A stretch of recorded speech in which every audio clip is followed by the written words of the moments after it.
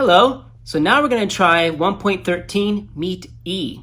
We're going to add a new note to our repertoire, and it's actually the easiest one, or in my opinion, one of the easier ones to learn because it's the same fingering for all four instruments.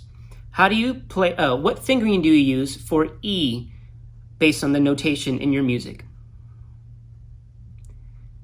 That's right, it's one finger on the D string. If you guys have noticed this pattern from the past exercises, there's always been a number right above the note that you're supposed to play. At the very beginning, it identifies the letter note by putting the letter inside the note head, and above that note head, or above the staff, is the number. And that number tells you how many fingers you're going to use. Now, it doesn't necessarily tell you what string you're going to put your fingers on, but it does tell you how many fingers you're going to use. And based on the previous exercises, it kind of just helps guide you. And you're going to see that pretty often in music with the fingering suggestions. So for E, you're going to place one finger on the very first tape, and that all by itself is E. For violins, you should have E on the very first line. Violas, your first finger E should be on the fourth line. Cellos and bass, your first finger E should be on the third space.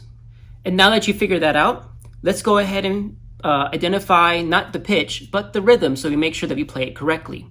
All right, what time signature are we in? Do we have the right clef in front of us? How many measures do we have? Is there a repeat sign, or do we have a final bar line? With all those things put to place, let's go ahead and start. We should have 4/4 time. Ready? Let's count the rhythm. 1, 2, 3, 4. 1, 2, 3.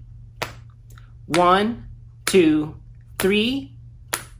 1, 3, 4. 1, 2, 3. Now, was that similar to the previous exercise on 1.12? What was different besides the pitches? Let's go ahead and play it. 1, 2, 3, 4.